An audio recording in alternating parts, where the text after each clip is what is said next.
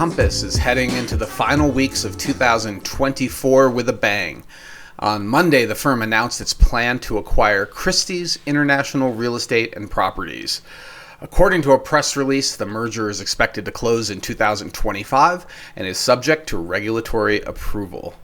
In an 8-K filing with the SEC, Compass informed its shareholders that it will purchase the companies for $150 million in cash at closing, along with roughly 44 million shares of Compass's Class A stock, which will be issued, quote, as soon as reasonably practicable after the one-year anniversary of the closing.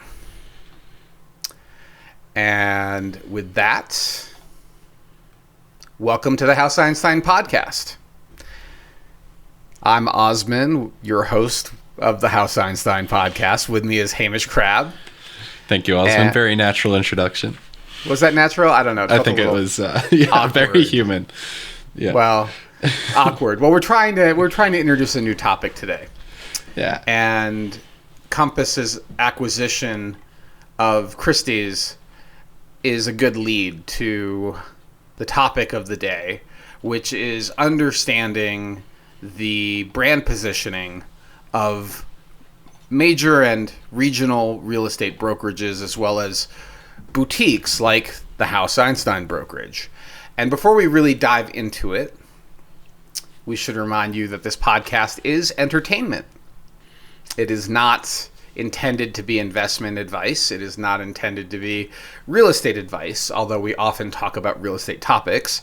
If you are seeking actual advice, please call your House Einstein real estate agent. You can find us at houseeinstein.com. Communicate with us directly, but please do not make major real estate decisions or investment decisions or spiritual or relationship decisions on what you might hear in this podcast.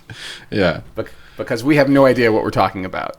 Yeah, this is a podcast, so expect, a lot of speculation. And I mean, we do have a lot of experience in the real estate field, so it's a field we're happy to talk about. But yeah, grain of sand.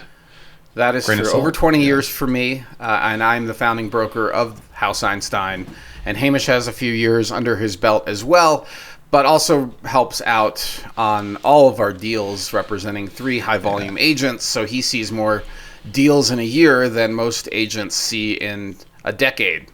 And that gives him quite a bit of expertise, despite his youthful, handsome appearance. Flattery, Osman. Flattery. If you're just watching the sound, you'll have to take his word for it. All right, so our major topic we will jump into in just a moment. We're also going to skip market conditions this week. We're also going to skip shameless self-promotion. We are going to hit sales of the week. We've got several to talk about here in the city of Boulder. And then there's a couple of news articles to dish on before we hit our usual carve-outs. And this will be the final podcast of the year for House Einstein. This is podcast 64. Can you believe we've done 60? This is 64. We've done 63 of these. That's really hard to believe, but that's where we are. Yeah, I was thinking about that when we set it up today. I was, kind of in the back of my mind. And I remember, I think when we started this year, I was like, we can hit 52, but, there's trips and all sorts of things that come up. So we didn't. But, we're killing it. Yeah. You're on it and enjoying it. So if you'd like to learn more about House Einstein, visit us at houseeinstein.com. You can sign up for our monthly newsletter, and you're certainly welcome to continue to listen to our lovely podcast. We love it when you subscribe to it, and we also love your comments and feedback. So thank you so much for joining us today. Yeah, thanks for being here. So we've covered topics. I think it's our main one, brand perception and positioning. Well, no, we're going to start with a deal story. I didn't mention that. So there's a little deal story. Oh, yeah. A tale from the crypt of real estate. No, Tales of the Trenches. My brain always says Tales from the Crypts because there was this TV show growing up in the 90s that was like on HBO. It was like spooky stories, and I was really into spooky stories. Still am. I love, grew up reading Stephen King. So this podcast is sponsored by House Einstein. We serve buyers and sellers in Colorado, focusing on Boulder, Denver, and several mountain resort towns, including Breckenridge and Winter Park. Our mission is simple: help you make a smarter real estate decision. You can learn more at houseeinstein.com or our YouTube channel, where you'll find videos on neighborhoods, specific listings, and much, much more. Nice. Tales from the Trenches is the name of our segment that talks about war stories from real estate, deal stories. And I've got a deal story that I thought I would share with you. And this is a house that illustrates the importance of caution in your real estate negotiations, not just on the initial price, but on secondary matters. So in this particular case, I represented the buy side. I'm not going to talk about the address or even remotely the location. I don't want to embarrass our clients or the sellers of this particular deal. Our clients, like many of our clients, this particular client is an engineer, and science and math people are my bread and butter. They seem to really appreciate my analytical perspective on things. And we looked at this house and were pretty convinced it wasn't a good fit, primarily because the kitchen needed a lot of updates. And my buyer was not willing to do those updates. But the listing agent called me after the showing and said, how did it go? And this is something we do as well. We reach out to all buy-side agents that see our listings to see what they thought. And also, what would it take to bring a deal together? And I told this agent point blank that the kitchen is just too dated for my clients. And she said, well, what if we fix that for you? I was surprised. Pre-contract. Just pre-contract, yeah. No offer on the table. She said, what if we fixed it? So this is one of the things you pay for when you hire an agent, is you are looking for somebody that is trying to put together deals and help you get your house sold. And this listing had not sold in a while. Similar to today's market conditions, it was a slow market. So agents were trying to roll up their sleeves and figure out what it would take. And they asked if we would consider having the seller remodel the kitchen. And it turned out the seller had a construction business and had some competency in remodels and agreed to do it. And it wasn't major surgery, right? It was reconfigure a few things, move the stove to a different location. The client is a baker. Client. My client. My buyer is a baker. The way the kitchen was laid out was very important. And so we wrote it up.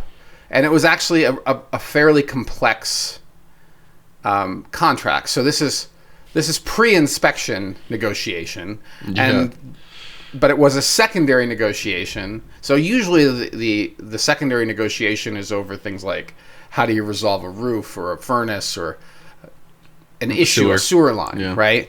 It's not over how do you get this kitchen remodeled. But we wrote up the contract that the seller shall remodel the kitchen, and we put some parameters in there. And the seller signed it, and the buyer signed it, and we went under contract. And there was a time period built into this contract to get all of this work done. There were not dollar milestones in the contract, which if I had been on the sell side, I would have written in. Like, if you want us to do a $100,000 kitchen remodel, and it's going to extend the closing from the normal 30 to 45 days, we're now going to push it to 90 days. Then as we move through this process, we're going to need to see more earnest money, and this earnest money is going to be increasingly going to become non-refundable. But that makes a lot of sense, right? It's kind of a safety net for the seller. But I don't recall that being in the deal. And it was vague enough that what occurred after this point, once we went under contract and we followed along, the buyer and the seller began communicating directly and copying the agents. And my client proceeded to become very particular on the quality of the work, the exact placement of appliances. They just got really granular. They got really granular and somewhat tortured the seller. And I could tell the anxiety and anger level of the seller was growing, and the resentment was growing as the deal progressed, to the point where as soon as it did close, my clients did buy it. And our clients are people that usually have a lot of integrity and good communication, but we help with the communication. Sometimes communication can be challenged, and this one had challenging once you're in the trenches, right? It's masks off, yeah. But I will say that after closing, my client reached out once or twice about some follow-ups and got completely ghosted by the seller. They were not interested in any further communication whatsoever. And part of that was the very particular and granular detail focus of my client, more so than most people would have been, and lack of satisfaction at various points that forced the seller to come back. And eventually once the deal closed, it was game over. Fantastic house. And I'm glad we could put that deal together. And yes, anything is possible in the real estate world. The contract that we work on here in the state of Colorado, and that's very important. This is not necessarily the case in other states, but here in Colorado, there are places for a lot of flexibility. And that flexibility is often where agents get into trouble. The additional provisions section in particular, Section 29. It's really hard to believe we wrote all this into Section 29, but we did. Well, it wasn't Section 29 at the time, but it was still additional provisions. I'm going to have to ping you for the address. I want to see the contract. I will show it to you. It's a really, I don't know if I have to go dig. This is years ago. I'm sure I could find it if I have to.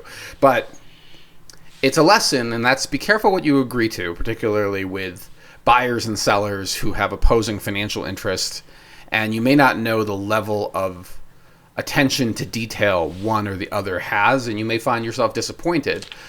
But the deal closed. We managed to work through it, and I think of that other agent still as a good colleague and maybe even a friend, because we managed to keep this deal together. But it was a very challenging deal, and I felt bad because I knew it was my client that was introducing most of the challenge. Right. Their expectations were way higher than anyone anticipated, and they really used that as leverage to make sure the kitchen they got was perfect. Really, was beyond perfect. It was really fantastic. So, and my clients are still in that house, and they love that house, and I'm happy for them, and I would gladly represent them again. But I would certainly not want to get into a complicated additional provisions subcontract in terms of having the seller do work. This is usually why it's in the best interest of the seller to just cut a check. And it's usually in the best interest of a buyer to not have the seller do work. That way they can pick their own contractor and make sure that they have a direct relationship with that contractor. But having the seller be the contractor was next level in terms of challenges in the deal. Yeah, it's like you don't usually get a cut check if the seller's doing their own work. And I was going to say, like you said, add kind of dollar amounts to it, like non-refundable earnest money, but what else could you have done to kind of tighten it up, or is it a set expectations thing, or? There's all sorts of things you could do.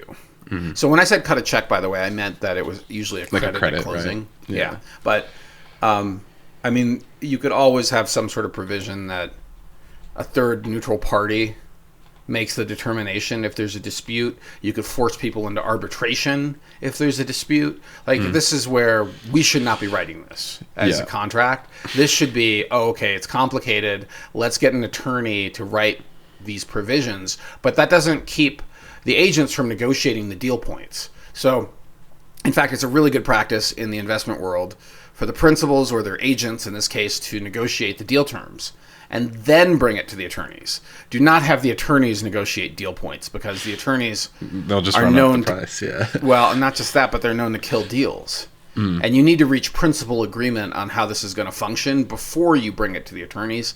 And the attorneys may have some additional constraints that they want to put in, but at least you've reached core principal agreement on how the deal structure is going to work. And that's really, really important. And in the real estate world, in Colorado in particular, agents are not allowed to practice law. We're allowed to work within the contract. And that Section 29, the additional provision section, some agents try to play attorney there, and it gets really... I was going to say how broad things show up in there are. I mean, some things are pretty basic, and I feel comfortable writing in, particularly if there is established language from, let's say, the commercial contract. Right? The commercial contract is already commission approved. We're licensed to use it, but not everything in the commercial contract, in fact, a lot of what's in the commercial contract doesn't end up in the residential contract. But if you're familiar with the standard commercial contract, you can pull some stuff out, like the due diligence language. So, and even though it might scare the seller, you be careful pulling that language. But you're probably on safer footing if you use language the commission's already okay with. And of course, we have I mean, as a brokerage, I have relationships with 3 different attorneys if we need them for 3 different reasons, in addition to family members who are lawyers. And lawyers are really valuable when you know how to utilize their services well. Mm-hmm. And they could really be a disaster if you just shove your lawyer up front into the foray. Yeah. Well, into the head of figuring this out. It could be messy. So, all right. That is our deal story, our tale of from the trenches, not from the crypts. We'll tell spooky stories at Halloween next year. Maybe we'll rename it Tales from the Crypt. Mm-hmm. It actually was a comic book originally in like the 70s or something. When I hear crypt, I think like Crypt Keeper, but I don't know where that reference is even from. That's right. Okay, Crypt Keeper was the primary character who was like a puppet who would introduce the story. I'm gonna do. You gonna look this up while we're talking? All right. Perhaps. Yeah. Okay. Yeah. No, this doesn't ring any bells for me. So this is before my time, or I just missed it out. Sure. You were negative 10 or something when this was popular. I don't want to tell you. Yeah. let's don't want to make you feel worse. I don't feel worse. I like being older. I feel like my age is. I'm in the prime of my business career. Maybe another 15 years of prime business activity, and I have a good balance of wisdom and skills. I'm still in it when it comes to technology, and I've got your much sharper, younger brain to help when I'm flummoxed by microphones, for example, like I am today. All right. Yeah. Let's talk about the world of brands in real estate. The power of the brand, the power of a brand story. And I will share with you that I've been reading a fantastic book on luxury strategy that was highly recommended by the Acquired podcast. And it has me thinking quite a bit about how our brand functions and is positioned against these other brands, and some of the missing components in our brand that should be communicated better. And during our retreat that's coming up, that's one of the things that we'll be discussing in more detail.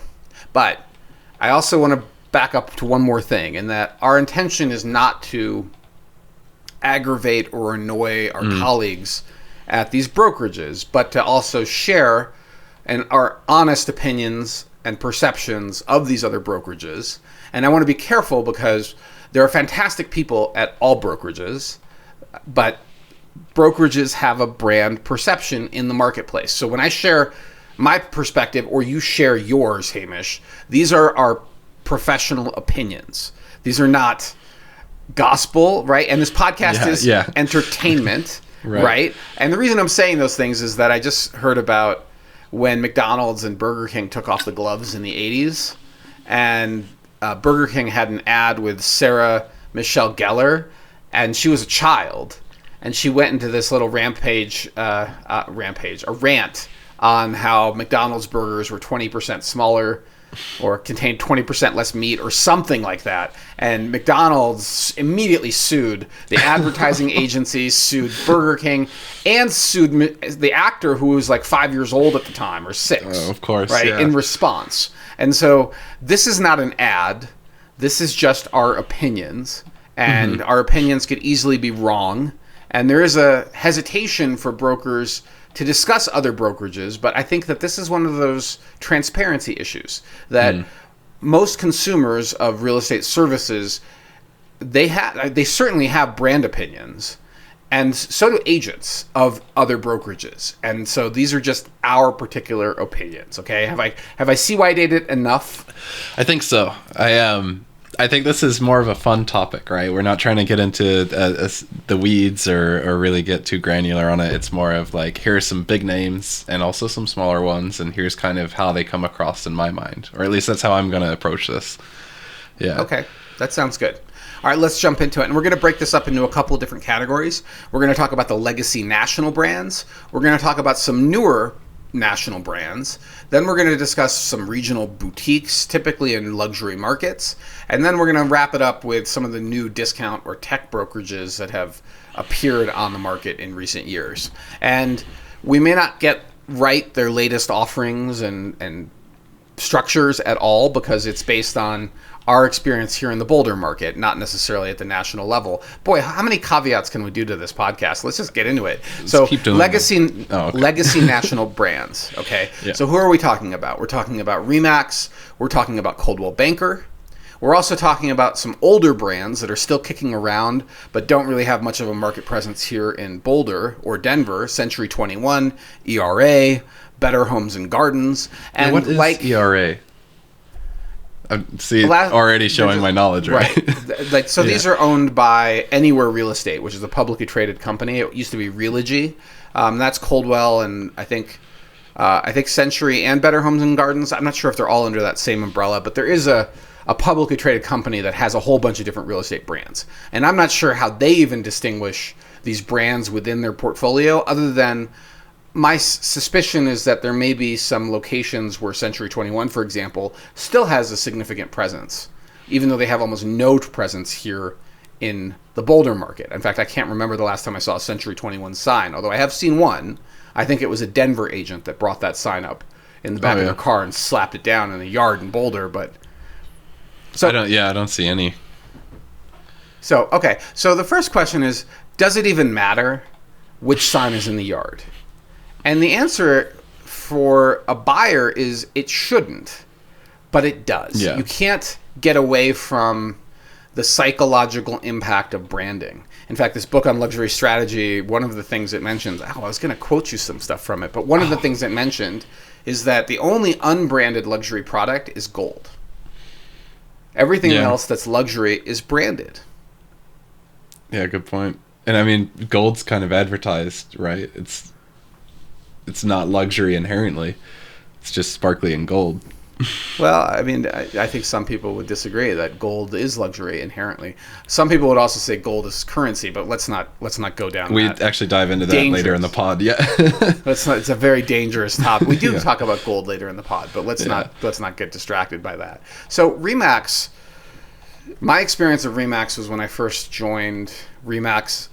It was called RE/MAX Horizons, which was based in Broomfield. So I had worked for a boutique real estate brokerage on Nantucket, and with our satchel of personal possessions had moved out here, and my now ex and I joined RE/MAX Horizons Group. So RE/MAX is a national brand started by, I believe, Dave Lininger. You can check me on names because I'm going on memory, Hamish. Please Wikipedia that while I'm talking. Yeah, who founded RE/MAX? Dave and Gail. I think their last name is Lininger. And at the time when they founded this brand, most brokerages had very high commission splits, like 50% or more commission splits. And there was no internet to get around that.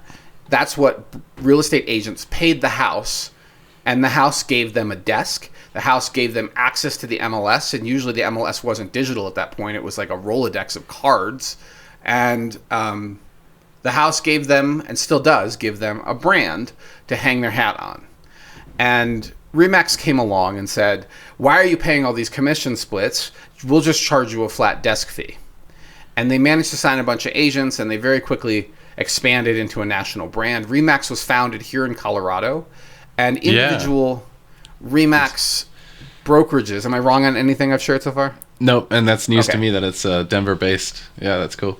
Okay, so they started franchising, and I don't remember when they started. I don't know when they started franchising, but they started franchising as a business model.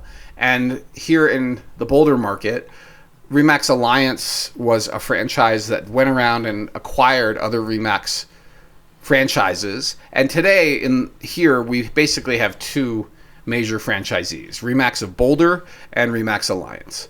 And we decided when I first got here when I first started working in real estate in Colorado, to hang our licenses with RE/MAX. And that was after interviewing at Coldwell and ERA.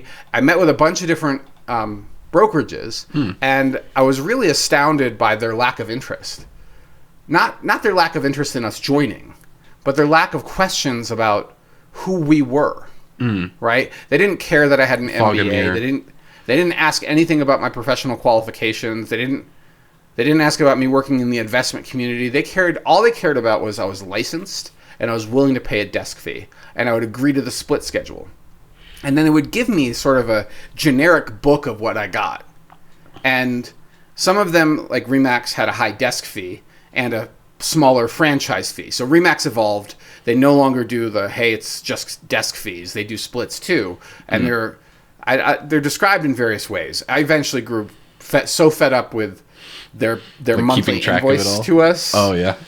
Which I remember as like $1,200 a month kind of number, which was really high at the time because I was gonna say, especially back then, we had just moved to Colorado. We had a little bit of savings, but we didn't know anybody. We joined Remax Horizons because they had developed a training program, and my now ex really wanted that training program. I personally didn't see the value in it, but she did. And so we attended that training. The training had a waterfall splits structure so that the trainer made quite a bit of money in the first few deals in the first year. And it was interesting. But Remax today is now a very different machine.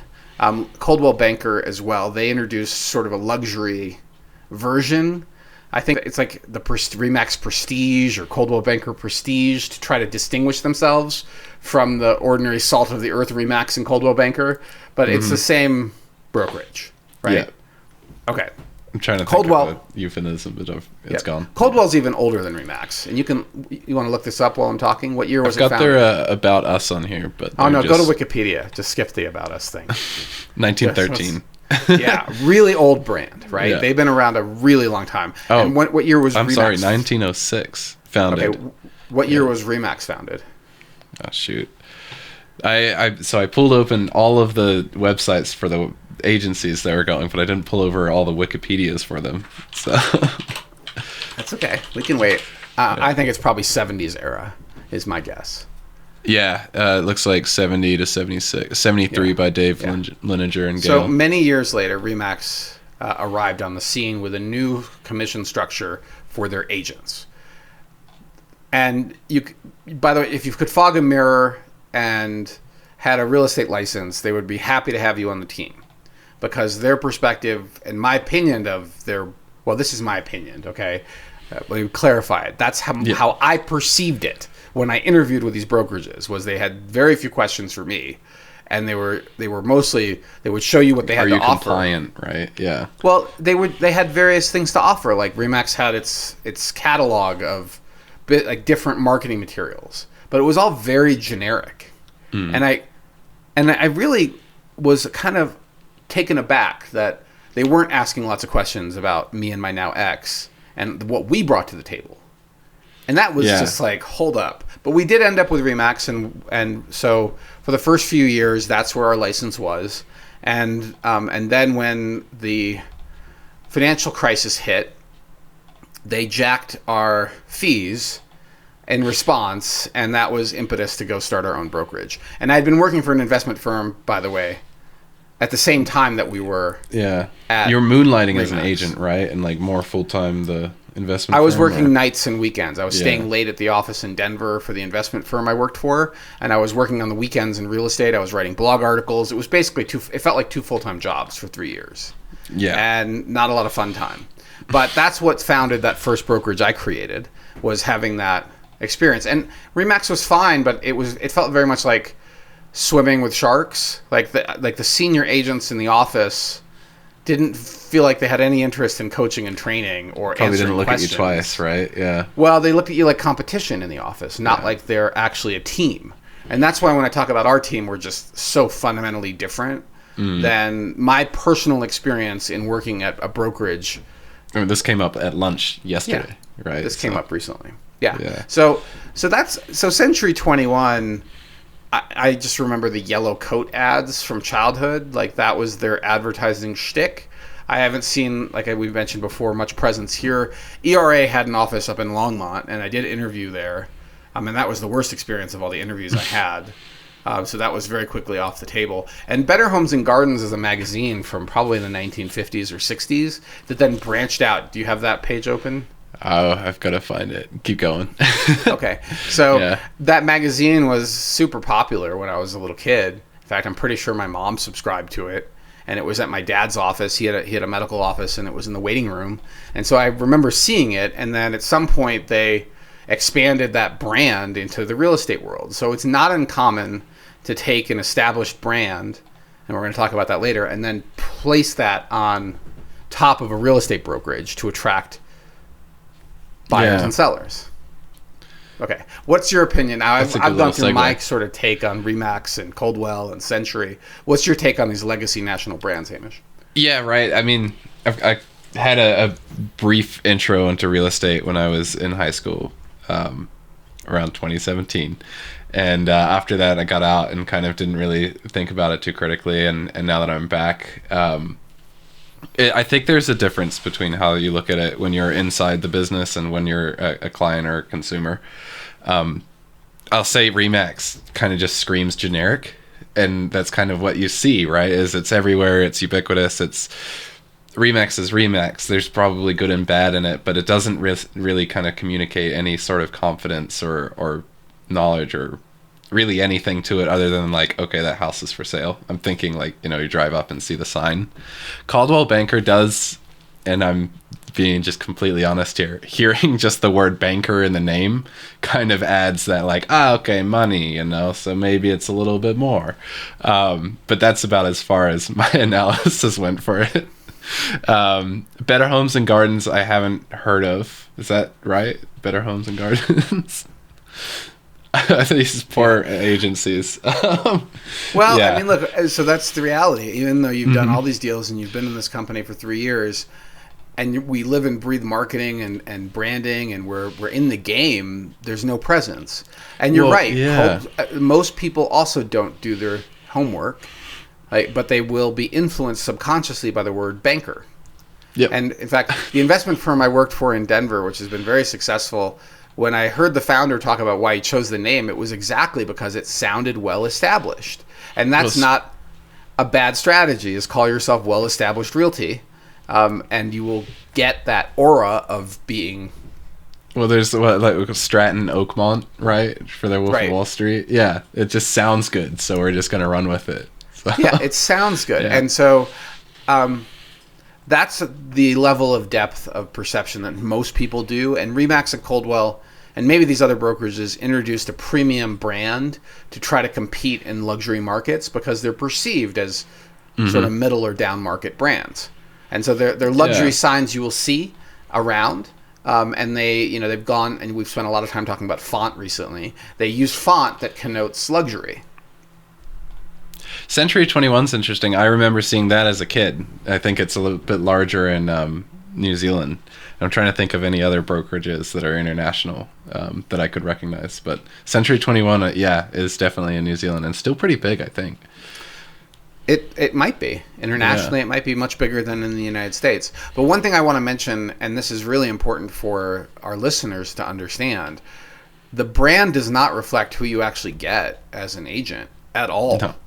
And so many of these brokerages they don't care of your experience. They just want to get your office fee, or they want you to sell to your friends and family for 3 years before you grow frustrated, and then you churn out the door. The churn at these brokerages are very high. And so when you as an individual, if you're an agent thinking about hanging your license somewhere, often what you're looking at is how well does this brand...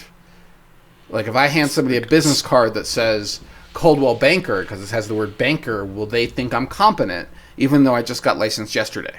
And I've never done a deal.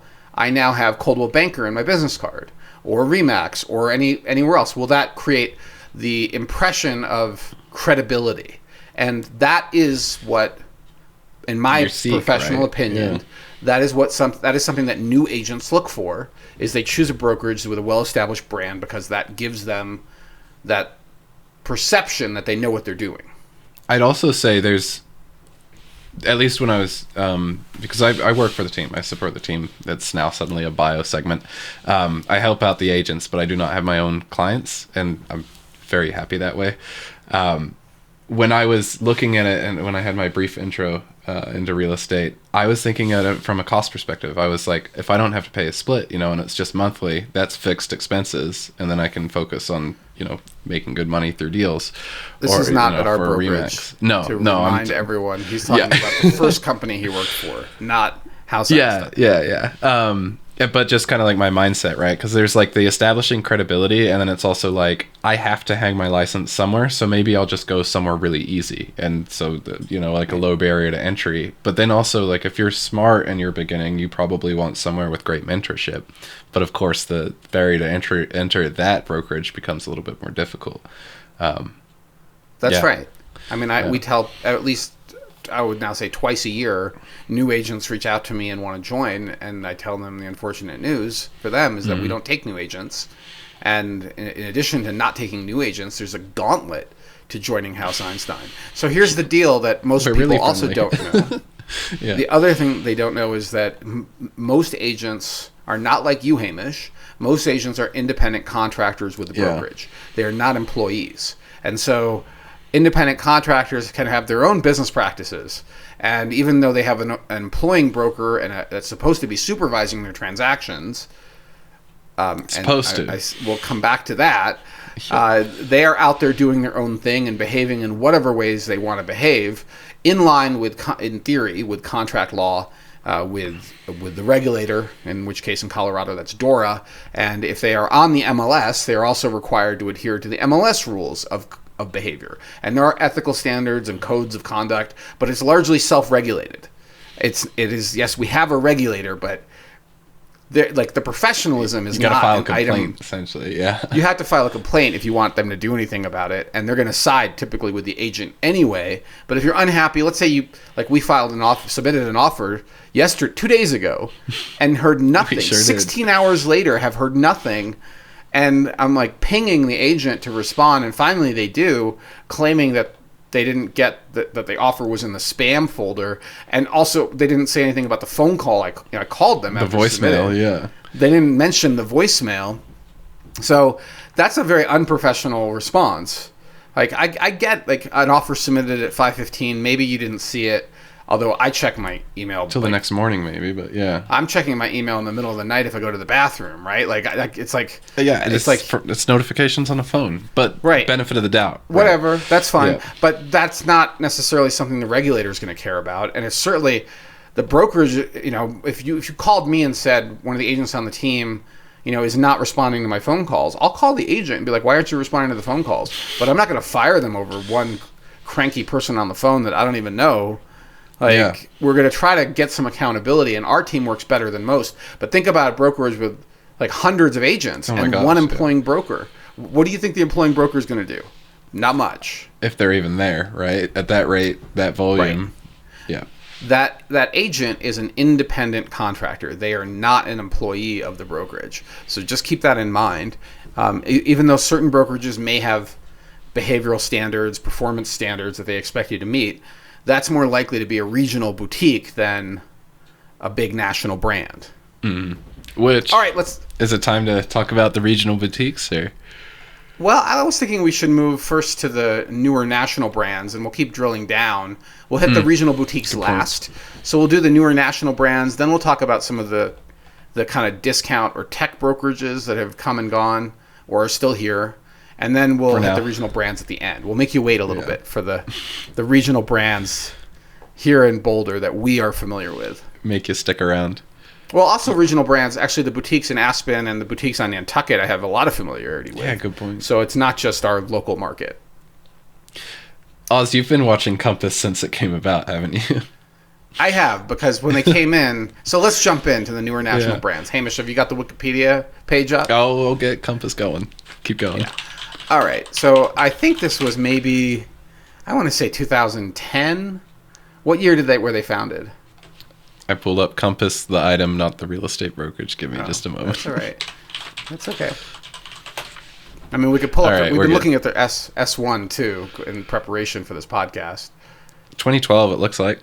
All right, 2012. So they've been around 12 years, and during that 12 years, they have exploded in growth. They took Wall Street money in their IPO, and they're early investors, and they use that to acquire. They bought growth, right? That's sort of how it looks.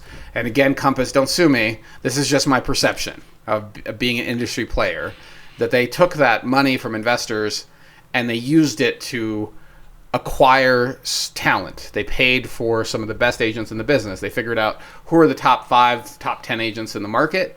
They approached them directly. In some cases, the rumor is they offered them stock grants, signing bonuses, and they also offered them a tech package that the Remaxes and Coldwell Bankers of the world could not compete with. They said, look, we will help you with your social media. We've got way better branding. Look at our fancy logos. Look at we've got an entire team, an office full of 20-year-olds that are just here to support you and help you position yourself professionally in this emerging social media marketplace.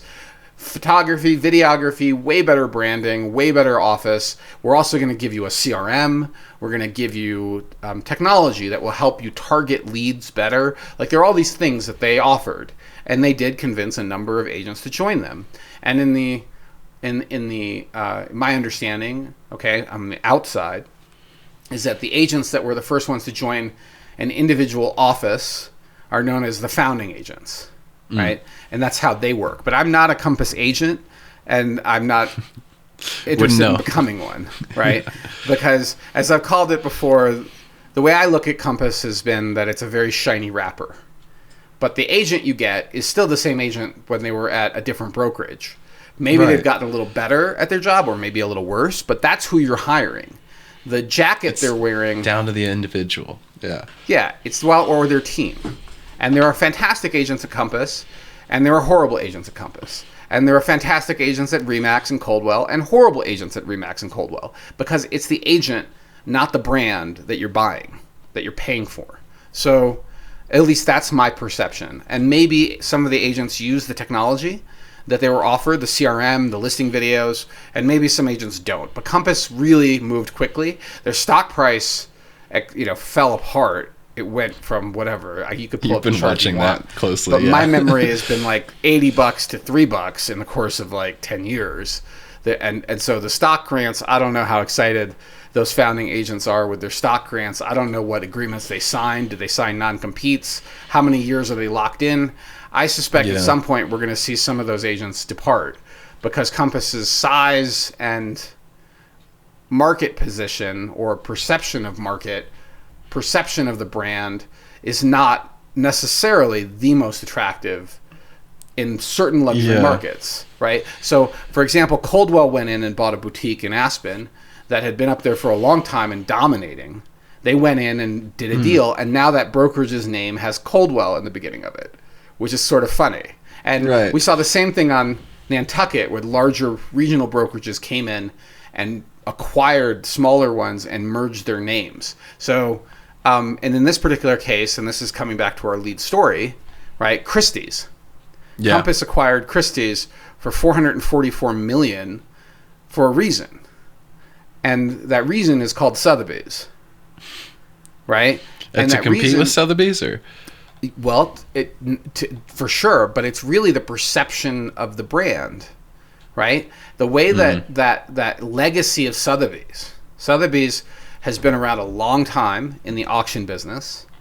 They've been auctioning very fine art and other things for many, many years. That's known, right? And you can pull this up on Wikipedia for what year Sotheby's began auctioning. But in the luxury world, Sotheby's means something, and so does Christie's. And there's immense value in that brand. That's what they're paying for, as well as the agents that are affiliated, that are independent contractors with Sotheby's, as well as their market presence in certain luxury locations. They're paying for that. I don't think they're getting any real estate based on our reading of the 8K. So we went through the 8K. It said there was no real estate associated with that purchase. Maybe that's a separate deal.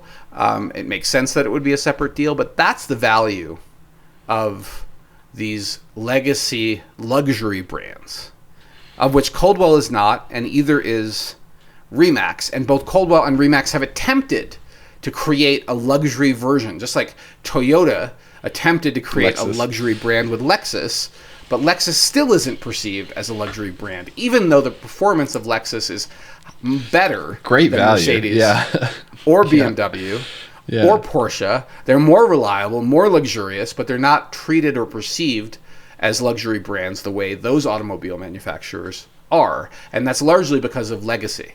That's because of authenticity and history and the location. Kind of that backing, right? And that's what this book on luxury strategy really makes clear. So it's really funny as I'm reading this book to see Compass, which despite having... Compass popped up in the book? No. Oh, okay. It came up at the same time I'm reading the book. Compass came up as spending almost $450 million, mostly to acquire the value of the brand of Christie's. Mm-hmm. And Christie's was, in my opinion, was sort of going the wayside. They were not, at least here, they had no presence or very limited presence in this market. So it makes sense for Christie's and Compass to merge, but really it's Compass buying Christie's. Yeah. Because they're buying that luxury brand. I'll say like Compass is really present or prolific in Boulder. And I like their branding. I do. It looks good. It's crisp, but you see enough signs and you're like, okay, is it all Compass, And then we've touched on this a lot. One of the things Compass kind of likes to boast is their private buyer network. And I don't want to get you started on this. But, yeah, don't get me started. Yeah. It's an entirely, and it's actually in the news as well this week. That whole the whole fair cooperation rules in the NAR and the MLSs, the clear cooperation. I think it is clear cooperation. Yeah, that policy is once again under attack, but that's a whole nother topic. We'll come back to that. We're just talking about brand positioning. So for the consumer, Compass has got a pretty shiny wrapper. And now that they own Christie's, they're even more luxury. And I suspect they'll do some things where if you are an agent in a luxury market like Boulder, maybe they'll decide it's a price point. Like it has to be north of $3 million, and you can then put the Christie's sign up. Right? And for a consumer that sees Christie's or Sotheby's out in the front yard, it immediately creates a sense of, well, this must be a luxury home. Premium. Yeah. Just like the banker, Coldwell Banker makes you feel like, well, it must be more established, more legit. It's Coldwell Banker, right? Like it has a history. We'll do a House Einstein Select. Well, hopefully, we're very different. We're going to come to us. I don't know if we are ever going to be a true luxury. I think we are more like Lexus, where we have so much more to offer. But you're not going to pay for the script of Sotheby's on our sign. We're not going to spend $400 million on a brand. And our mission is we'll come back to what we are, because I think that's really important. And part of the reason we're doing this is to help us distinguish as a team in our upcoming retreat. Part of the reason we're talking about this is to help understand how we are so different and how we're better and how we're not Sotheby's or Christie's. And there may be value, by the way, right, to as an individual agent joining Sotheby's because you want to be perceived as a luxury agent. Some of these brokerages, because times are tough and agents are leaving and the market's down, they are no longer just accepting anybody. Like Compass, supposedly, depending on which office, I've heard you need 3 years of experience to be with Compass. That's great. I don't know Sotheby's or Christie's rules. Or these other brokerages. So let's move on from Compass and Sotheby's and Christie's, because we've now talked about those two. Let's talk about Keller Williams and EXP. And so these are both newer national brands. You can pull up when they were founded, Hamish. And Keller Williams made, I think his name is Gary Keller, a billionaire. And his pitch to agents largely was about, hey, join us, and then turn those new agents into recruiters for new agents, and give the new agents they recruit a piece of the deal. Is this why you've got that word next to the that word that we will say in a minute, right? Yeah. That if I join Keller or EXP has the same thing going on, and I then go out and recruit all my friends to leave their brokerages and join, I get a piece. And what that piece looks like varies. I've never seen it resembles a shape. It resembles a certain shape of a certain person with certain types of schemes. Right. But let's face it, that's a very attractive thing, right? Is this idea of residual income. Because you're out there doing your business with clients, buying and selling, but you're also interacting with other agents. So why not sell them too? and tell them how amazing your brokerage is. And It's if a they convince them to fantastic join, well, you Yeah. can just, go recruit 100 agents during your lifetime. And that's like, who knows, $30,000 a year, $50,000 a year. It's a secondary source of income, and it sounds pretty exciting.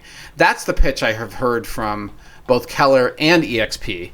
And more recently, EXP with, hey, we've got a flat fee, or no, a flat split, and no offices, and a tech package that kills it. But the perception of, and so I know great agents at Keller, one agent in particular, who is really good at what she does, and she really is loyal to Keller. But with and I know a decent agent at EXP too, and I've been kind of surprised because EXP mostly has recruited new agents. Yeah, see a lot of new ones. And that's sort of their marketing target is, I want to say millennials. Like they're aiming for the late 20s to early 30s people. It gives like Apple branding on their website at least. It's got like big movements and a lot of kind of also shiny wrapper, right? And their pitch, it's so interesting the amount of times I've been pitched on EXP and the tenaciousness of the agents. They just don't want to hear no. And then they go in on all the stock grants and the value of the stock and then the ability to go recruit other agents. And meanwhile, I'm thinking, okay, I'm the employing broker of our company, so you know who you're recruiting. And which part of I'm really happy aren't you hearing? And they're friends, so it's like, it reminds me of like Amway. Like it has that Amway vibe or Herbalife or any of these other kind of things where suddenly you're getting pitched by your friends to buy things. Juice Plus is a recent one that I've been hit with. Right? And it must scratch some sort of aspect of the human brain. And I'm not saying these aren't good companies or that there aren't great agents. I'm going to say that again. I'm just saying that in the industry, that's how I perceive Keller and EXP. Is I perceive people that are tickled by their marketing to agents and susceptible to that. Yeah, it's more of a recruitment, and that's kind of while we're on the brand discussion. A lot of these brokerages appear to kind of be more interested in attracting agents than clients, and it's like kind of they know that the brand shouldn't matter too much, but agents are kind of, I think, very image focused. So as long as they have a good wrapper and they can kind of ferry as much agents into them, then they get the desk fees and they get the splits. But the clients are going to follow the agent, right? I'm sure. So I used to track publicly traded companies and I was the analyst on the calls asking questions of the executives during their earnings calls, and read a lot of financial reports, a lot of S1s and 10Ks. And I can tell you that when they are spending money on advertising and when they are discussing their business at the executive level, they are focused on mostly their relationships with the agents they're attracting. And the secondary is the consumer. And I don't know why, but they mostly talk about the agents generating the income into their company because that's how it works. Their relationship is with the agents. The agents are running around with their signs and with their logos. They're the ones running around actually, marketing the brokerage. Pushing the brand even. Pushing the brand. And the brokerages, the individual franchisees, are the ones that are managing these agents, which is where the rubber meets the road because some of them are great. As I mentioned, some of them are beyond horrible. And you've got to look at every single contract to make sure that everything is dotted and signed and verified very carefully. We're getting about here on time, especially with time? the 3 more sales and then the news as well. We're going to rip through these a little faster. So let's talk about Berkshire Hathaway's positioning. Berkshire actually has a bit of House Einstein to it, right? Because we know who Berkshire Hathaway is. It's Warren Buffett. Warren Buffett, yeah. And the Oracle of Omaha is somebody that's known to be very, very smart, very forthright.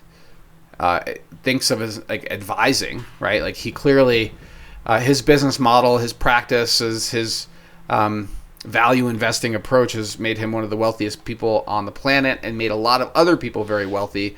And in a place like Boulder, where there's a lot of, we have a very high level of intelligence, a very high level of success. Everyone's heard of Warren Buffett and Berkshire Hathaway. So I think that was another brand extension for Berkshire Hathaway, was to go ahead and I can't remember when they did this. They might have acquired an actual operating brokerage and slapped their brand on it. But Berkshire's been around for a while, and certainly I don't have anything negative to say about them. I haven't explored what their splits look like, or their desk fees, or how they structured their deal with their agents, but that's what Berkshire's branding is all about, is the history of Berkshire Hathaway and how it's perceived in the investment world. And for anybody that's even remotely familiar with the investment world will have heard of Berkshire. Yeah, I think also having that kind of financial backing lends itself to a little bit more of a luxury brand as well. Maybe, although I gotta say that their signage and their actual branding, I personally don't feel like it does not connote luxury at all. It's like it connotes like a brick house in Cincinnati or something. Like a little dated, and it looks really dated and conservative and kind of boring. So, but that's my personal opinion on what their branding looks like.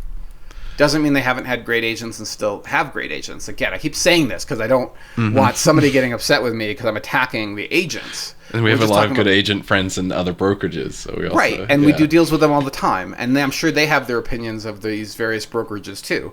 And their opinions of us at House Einstein. So let's move on to the new tech and discount brokerages. And there have been a bunch, right? So Open Door, for a while, Help You Sell was a very popular brokerage owned by, or at least the franchisee was a fairly well-established agent here in Boulder. And their pitch was, just pay us a flat fee. You go pay your own sign. We'll stick it on the MLS. Help You Sell basically died after the real estate commission said you can't have MLS insertion, like as a fee. You can't just charge $500 and then insert it on the MLS and then have the seller deal with everything. That doesn't work. And so the MLS insertion companies failed. And Help You Sell was a great example of one of those from, maybe they exist, I can't remember the years, but they probably were done by 2015. They were here from 2005 to 2015. There were a lot of Help You Sells, sales actually. Redfin and Zillow are now also approaching a more mature age. Zillow being the GUI, right? Their GUI was so much better, the graphic user interface for the consumer, and their data was horrible, but the experience for the user was so much better than anything that the real estate world had put together that they started dominating very quickly. They also tied together the public record. They pulled from various IDX feeds. They started tracking each house individually and showing the Zestimate. Redfin was initially a competitor, and then they acquired Redfin. This is maybe 10 years ago or 8 years ago, so they're basically the same company now. And both of them sort of operate the same way. They are brokerages. They weren't initially. They became brokerages when they realized that was a better model for them. They can make money there, yeah. And so the agents that work there typically are not particularly experienced. That's my perception. Or they have so much business, they're experienced, but they have so many deals going on, they're not paying much attention. I don't know what their financial structure looks like for the listing agents, but I know you can click a button and be connected to a buyer, and often those buyers don't know the market where they're going, and they don't have a lot of experience. Where we are, in House Einstein being a brokerage, these services, to kind of become a little bit more visible on them, we have to pay into as well. What is it, like a Zillow Premier agent or something? Yeah. So that was the thing for Zillow, was we were the customer initially, the brokerage. The brokers in the world were paying to advertise and get leads from Zillow. And in fact, I've tried it twice to see how it worked out. This is many years ago, and both times the quality of the leads were horrible, and the cost for the leads was excessive. And I realized our mission is develop way better content and pay to advertise our listings and pay to advertise our content. We're still not spending as much as I used to spend on Zillow 10 years ago. Yeah. Yeah, no, that's... low quality leads are rough, I remember days of just going and cold calling forever. There's no trust, and you're showing a home that you may or may not know anything about, and you got to ask yourself, what sort of agent goes and signs up for this, right? For this type of experience, and they're not very well perceived. Is my particular that's my perception of Zillow and Redfin. And often how challenging those deals are. Open Door mostly was an iBuyer, right? They were running around acquiring homes. They had set up funds, and they were flipping them, and then they lost their shirt at one point. They had massive losses on portfolios, dumping homes in the market. And I don't know what they're doing now, to be honest. About when rates went up, right? Are they still doing sales slowed or something? I saw an open door for sale sign last year. Oh, there's one up the street from me. Yeah. And I didn't know if is it a house owned by Open Door, or are they doing discount brokerage as well now? I'm not sure what they've decided is their business model, but they basically got killed by the iBuyer model. Yeah. And they're not a favorite of the general public at this rate too, buying and raising the prices. And then they just rent too, right? They'd have all the inventory and then rent it until it becomes proper. Yeah. You mean the general public. Mm-hmm. Well, I mean, that's our perception of it, right? Yeah. Buying a house and then jacking up the price and putting it back on the market with $5,000 in new carpet. It's kind of pretty rough. Yeah. Kind of feels like you're being taken advantage of. And you are, right? That's how they're making their money. But they're happy to give you an open door price, right? If you want to contact them, they will give you, here's your cash price today. It's Carvana or, yeah. And enough people, it's not quite the predatory behavior of wholesalers, but it's not far off of that. That's how I look at it. I feel like paying way below market for a home because the seller is ignorant is unethical. Yeah. And there are a lot of people that don't feel that way, but I feel that way. I feel like it's not okay. It's not kosher. I don't know. You're gonna pay the price in the afterlife.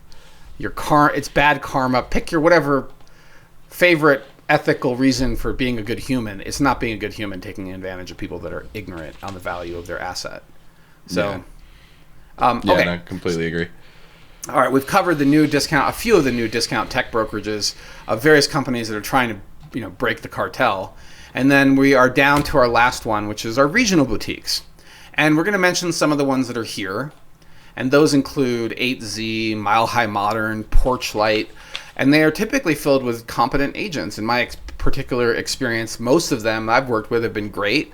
And yeah, same. These are actually the most that I work with, that I noticed that we're working with, is all these boutiques. Yeah.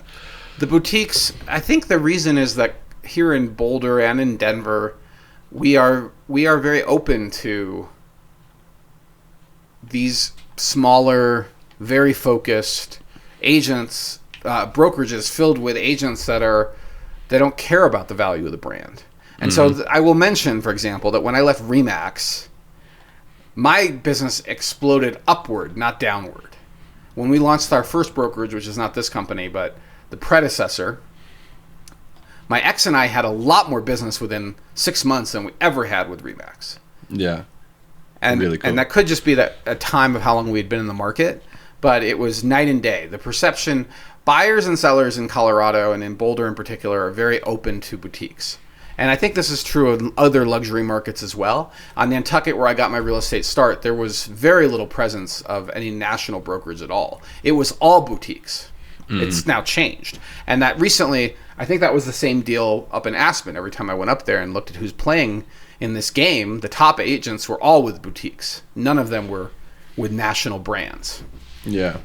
It's kind of that local mindset. A little bit of different flavors with these brokerages. A little different how they market themselves, how they position themselves with each other. I personally, if I had a historic house, do you want to have a brokerage that markets itself on, the coolest modern homes in town, right? Like that's like modern is in their name, and yet you've got a vintage historic house. Maybe that's not the right brand fit for you. So that was an interesting choice to focus on modern designed homes, modern style homes. 8Z's founder has a history with, oh man, my brain is getting a little fried. I really like 8Z's tagline though. Every Colorado zip code begins with an 8. Yeah, I mean that's it's nice clever. that it plays into the name, Yeah. The pedigree of the founder is well known. He was partnered with an extremely well known business guru. His name's escaping me right now, but it's going to hit me in a few minutes. And Porchlight, another local brand. I think they actually had a bit of an exodus recently. I don't know the full story of what happened. Too. Why a lot of agents suddenly left Porchlight. It could just be personality conflicts. And the agency is really one of the newest big entries into Boulder real estate, and they're the key people, the key person in particular I know of who is, my understanding is the lead agent, the franchisee, has started several companies here in Boulder. He's been very successful at selling a boutique to a RE/MAX Borg-like acquisition, staying there and then starting another, and then quitting that and then joining the agency. I don't exactly know what the pitch is, but it's a TV show, right? That I've never even seen. And it has a lot of sizzle. And the agents that I've seen join them, all of them that I've seen join are competent, are good agents. So the thing I just don't personally like is that it's like... It's a reality show. Like it's drama. It's a reality show. Dramatized. It's like rhinestones and glitter, you know, it's cosmetic surgery. It's like that, and that's what pops into my head when I think of a reality You think TV Hollywood, show. right? Yeah. That's based in Hollywood. There's an artificiality to it. But you got to acknowledge that it has sizzle for some people, right? Yeah. I just, I'm going through the agency's agents now, and I finally just recognized one that I know, and I was like, oh, there he is. I mean, there's another one similar to that in name in Fort Collins called The Group. The Group actually had a really big presence for a long time. I don't know if they're still that dominant, but they were killing it, and had very happy, loyal agents. Sometimes brands and boutiques and companies have a life cycle, and it often involves the founder. Is the founder able to inject enough of the DNA of themselves into the company, like Steve Jobs?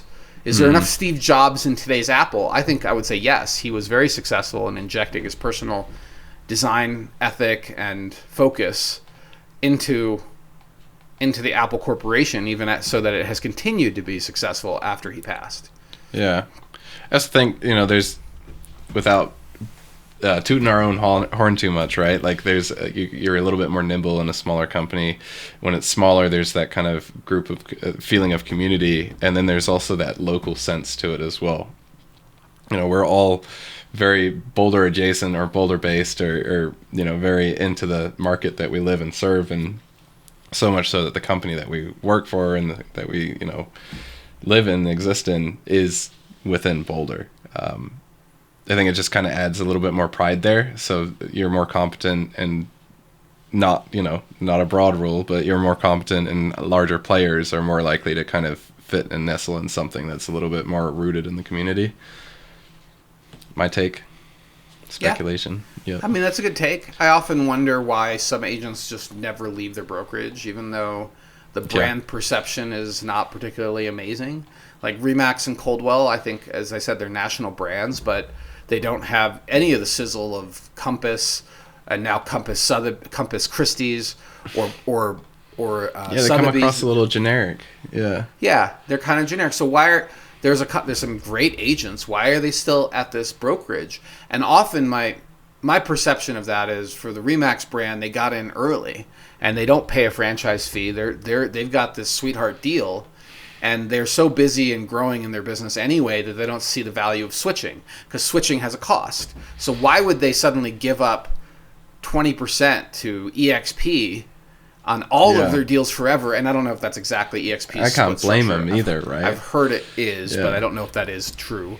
But why would you give that up when you have a desk fee that's a pittance?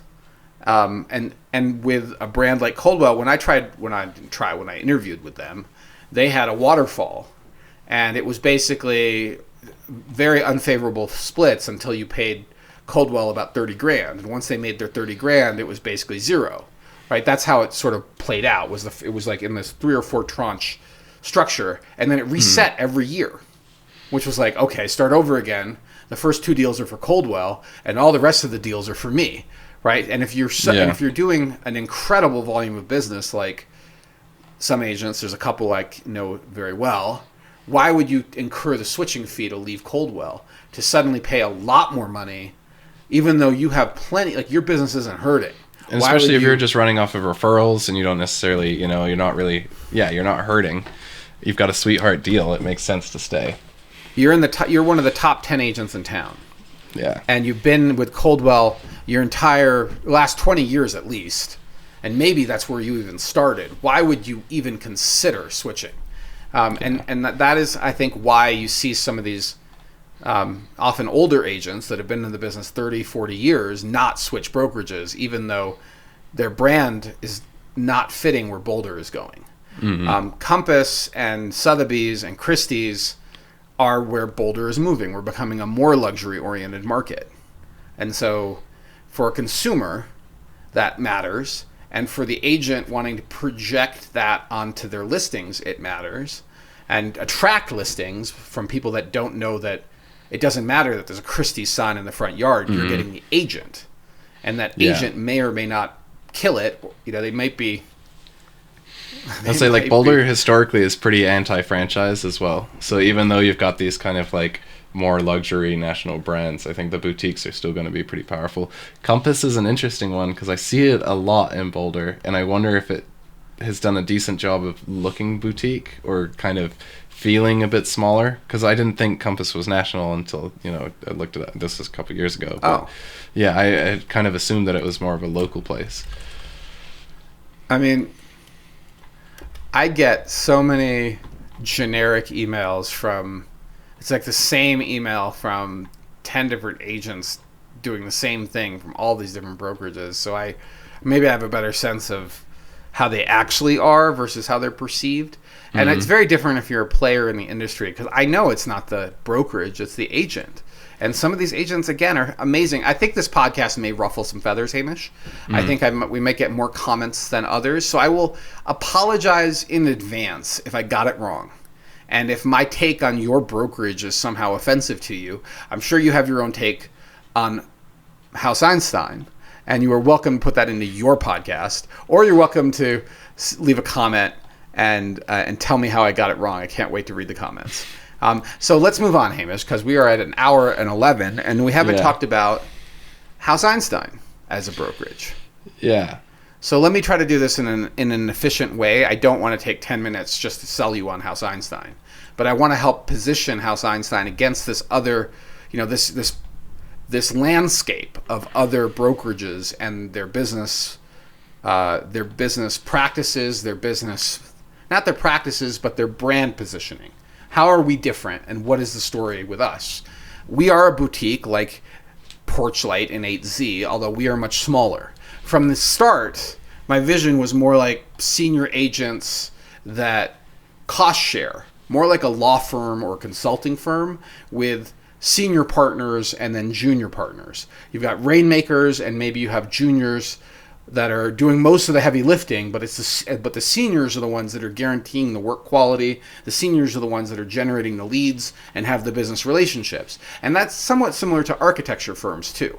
It's a very high level of professional service. It's very well educated agents that are extremely well trained on what they do and are very competent, and often come from a background preceding real estate that was in the professional world. Likely would have required a graduate degree, like very intelligent and driven. But with a much, much higher level of service. So our motto as a brokerage is we help buyers and sellers make smart real estate decisions, right? Because that is the founding ethos, is educating people with analytics, data, and helping consumers, helping our buyers navigate the world of due diligence, helping our sellers avoid liability by shady practices, also helping them sell their house for more money, because we know what really works and what doesn't work. And so we act like advisors, not as salespeople. And the reason that our brokerage brands itself House Einstein is, of course, because the name Einstein connotes intelligence. And I have to be careful here, because we are not affiliated with Albert Einstein or any of his trademarks and any of the stuff that's Einstein, okay, the physicist. Yeah. But certainly we feel inspired by somebody as intelligent and ground-changing in the world of science as Albert Einstein. So my world, I'm the founder. My family story and how I got into this business has some relevance. And in my family lineage, almost everyone is in medicine. And those that are not in medicine, there's a minority, are in law. And so this goes back multiple generations. And when I was growing up, the exposure I got working with my dad, who would take me on calls, we would drive around and actually do house calls. And I also worked at his medical practice, was what I absorbed watching him as a primary care physician was his care for community and helping people navigate scary things with expert advice and deep knowledge about the human body and disease. And the amount of appreciation he got from his patients for that was just eye-popping for me. Like it really instilled a sense of service as a core value. And if you go to our office in North Boulder, you will see some of our other core values written on the windows. And those words are words like integrity and due diligence. Like we do things, and we've been doing things at our brokerage for a long time that you're not supposed to be doing as real estate agents. Yeah. But my mindset has been, people are buying and selling very expensive assets, high dollar assets, and they're getting agents that don't understand fiduciary duty and are doing things that really serve their own interests entirely. And I've seen it so many times over the years. We are not that. And we talk about integrity all the time. We just talked about it the other day with a particular listing that we are bringing to market to make sure that what we're marketing is actually real, because a key component of its value is based on this. So we're meeting with experts in that space to verify that this is actually real. And then we're going to market it that way if it turns out to be true. If it turns out to not be true, that what the seller thinks we could market this for is not actually possible, we're not going to do it. And that's because it's wrong. It's ethically and morally wrong. And so, I mean, it's false advertising at that rate, right? When I studied biology in undergrad, and I was in classes with a lot of pre-med students, I quickly realized, and this is what turned me off of medicine, was that a large number of my classmates were not there because they had these they weren't values. Interested in aiding. They were there for the prestige of being a doctor and the income of being a doctor, but they didn't care about people. They didn't care about healing people. They didn't care about healthcare. They didn't care about what I grew up in a small town in upstate New York seeing my dad do in the community as a doctor. And so that DNA is what drives our brand. And we haven't done a great job of really helping people see that's what we're about. It's really funny. If I'm ever accused of anything that's opposite of these things, it's really triggering for me. And triggering in a childhood trauma way. Like, I get very reactionary if someone says I'm behaving unethically, or I'm doing things that are self-interested, or I once was accused of this is unbelievable. I really got upset by this person. And they said, "You're really pushing us to pay way more than the house is worth." And I'm like, I am not. I don't even think you should write an offer on this house at all. Like and you've seen this, Hamish. We go look at houses. I'm usually trying to convince people not to buy houses. That's one of our selling points, right?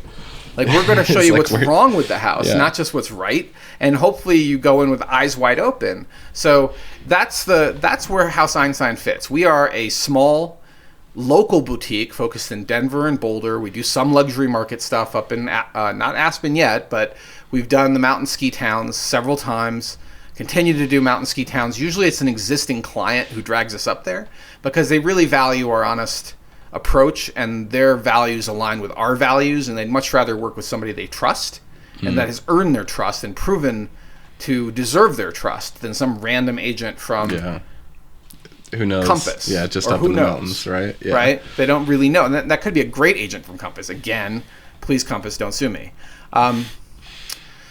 So, Hamish, we need to do a better job of signaling intelligence as the approach we take in negotiations and with deep market knowledge. We've already been doing that for a while, but I think that there's an opportunity in how we focus our brand in the coming years, in the content we create, to lean into it, because it is fundamentally, I don't know, we've gone through a lot of different brands. I don't think any other brand is consumer focused on this mission of helping people make smart real estate decisions. Yeah. It's definitely more wrapper based than kind of in the pudding based, right? Well, the wrapper matters in luxury, and that's what this book has made clear to me. That when you're presenting a gift box with a gold bangle in it, and the box says Tiffany's on it, or Tiffany, sorry. See, this is how little I know of the luxury world. It says Tiffany on it. Well, that box itself has tremendous value in the perception of the value of the gift that's being given and received. Like, that's going to be, if it's just sitting in a plastic bag and it's a gold bangle, how is that perceived? So wrapper does matter, and I've been a little dismissive of it. Yeah. All right, let's get into sales of the week. Our first sale of the week is 945 Lincoln Place. So this property was, well, first let's do location. This property is just below Chautauqua. You kind of shoot down 9th Street to drive north, and it is on the right, one street in from very busy 9th Street, and in a historic location, meaning that there's a lot of historic homes all around it. Most homes in this location are historic, but they also are a little close to the university. So this location does get impacted a little bit by students. I would consider this the red cup zone, meaning that you should always check the recycle bins to see in the alley to see if they're full of red cups, and verify with the neighbors if there are any known party houses around it, because your living experience will be pretty dramatically impacted if you happen to be too close to a fraternity or large rental house. Now, with all of that said, the house was built in 1904. It's a bungalow style. It has been determined to be significant in its design and in regard to what Boulder considers a historically significant house. In 1910, this home was the residence of Annie Bayless and her daughters, Canty and Pansy. And the 1911 directory lists her husband as an abstractor living in the home at that date. So the Bayless family lived in the home at least until 1913. And there's a really good chance the Bayless family were the original occupants of this house. So you might as well call it the Bayless house. Bungalow style. It is a well-preserved example, according to the historic people, and the segmental arched windows with rusticated stone sills and verge board reflect early 20th century construction. And the raised river rock foundation is an unusual feature of the design of this house. So that is from the Carnegie Library for Local History, if you're wondering where all of that info came from. The house itself... Oh, sorry, Hamish, you were about to say something, but I can't see you, so let me... No, just a raised river rock foundation is just an interesting one, right? I mean, it's also called fieldstone. It's also called cobblestone. It's foundation that is difficult because it tends to move over time, and the ultimate fix is lift up the house and pour a real foundation that doesn't move, i.e. concrete, and while you're doing that, you can pour a real basement, too. With 10-foot ceilings if you want to, but because it's historic, it's significant, and it's been identified as such. You may find permitting challenging on this, but in any event, the house was, let's look at the listing history. The last time there was a public market transaction was 2004, and that sold for $572. It was listed again in 2008, but that particular deal didn't go. It did not sell in that listing period. So in October 2008. Fourth quarter, people, don't do it if you can help it. They listed it, and I was here at the time. I don't remember this particular house in 2008, but that's a long time ago. And that listing didn't sell, and it expired a year later, so I had a year-long listing period. And when you look at the public record, it looks like it did sell, but not on the 2009, MLS. Right? Yeah. In 2009, which is interesting because there's overlap on when the listing expired. Because the listing expired in November or October 2009, but the transfer was October 2009 too. So I'm not sure that listing history is accurate. It did sell in 2009 for $800,000 to Stephen and Elizabeth Foreman. And those are likely the people that put it up for sale in July. So it hit the market this July at 1.65, as coming soon for a couple of days before it went active. And then it just sat on market for many months, 112 days, which is roughly 4 months, before it went under contract. And it had kind of a typical contract period and sold for $25,000 below list. So it sold for 1.625. There were an additional $17,000 in concessions in addition to that price. So unclear what the concessions were for. Usually they're inspection issues, like a roof might be the concession. The photos, I love historic homes, and this bungalow-style house, 4 bedrooms, 2 on the upper, 2 on the main, 1-car detached garage. I think it's really cute. The kitchen, the granite is not today's current color granite. The tile floor could be replaced, but those are pretty low-budget items. Maybe the backsplash, but the cabinetry looks pretty nice. Hardwood floors look great. It wasn't, completely modernized inside. The upper level sitting room and bedrooms look really nice. I think this is a kind of a classic house. Maybe the bath could have been updated. So one of the things you want to look for, this house still has that raised cobblestone foundation. When you're looking at a historic house like this, you want to look really closely to see if there's signs of significant movement in the brick, because it probably is a real brick house, not a brick veneer house like the stuff built in the 50s. And that means structural movement can be a really big deal, and the cost to fix it can be a really big deal. But with only a $17,000 concession, likely it didn't have that stuff. And I think this is a really good house bought at a very reasonable price for a functional, it's got the things that make it in this functional. Location too. Yeah. Well, location asterisks. Location, make sure you know what you're buying into with the students being so close. Mm-hmm. And it's very block by block, by the way. It's not like half the block could be all families and the other half of the block could be a bunch of student rentals up here. It's important to do your homework and go in with eyes wide open. It's an interesting mix in this neighborhood, right? Because you have, well-to-do families living in very nice historic homes, and then you have college students just doing what college students do right next door. It's kind of an odd thing to see. Yeah, they could be playing beer pong in the front yard. They could be sunning themselves on the roof in the spring. They could be coming home drunk after a night out and decide that it's time to walk right over the hood of your car. Like, there's all sorts of stuff that can happen on the hill. And this house is really close to that location. It's not, I don't know if I'd call this the hill where it is, right? These have sort of fuzzy boundaries of where exactly is the hill, but it is east of 9th Street, and it's only 1 block north of Euclid, which if you're west of 9th Street, it's not so bad, but east of 9th Street, you're more likely to see rentals. Yeah. And, closer to College Ave, the closer you are to. Yeah. The closer you are to the university, the more likely you're going to be impacted by quality of life issues that close to the university. Related to students, yeah. Yeah.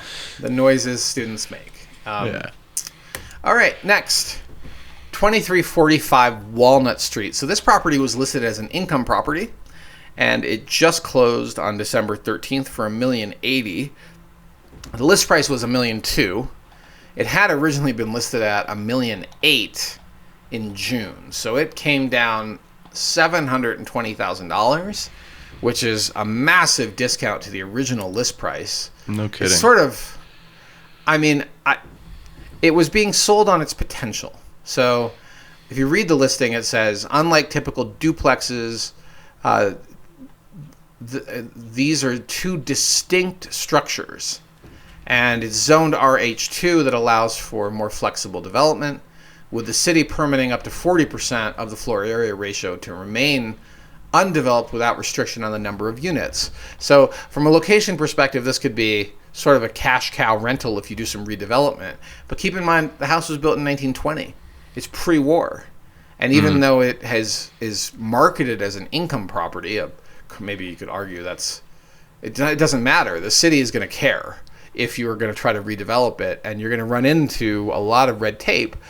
But but that's okay at $1,080,000. So at the list price, it was at it had a cap rate of 2.92, so just under 3, and then with the discount, you're at 3.25, and this is based on the seller's numbers, right? You assume these numbers are accurate, but you would of course verify that in your due diligence when you buy an income property. Historic home downtown, potential increase in number of units on a reasonably sized lot. The question mark for me is, even though you might be able to put more units here, would the flood zone rating allow it because you're so close to Boulder Creek? You probably are in the 100-year flood. This was listed in a way that doesn't show the flood zone, but we can pull it up, Hamish, if you want to.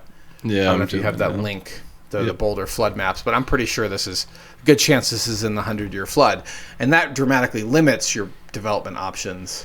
You have to lift the home out of the floodplain, or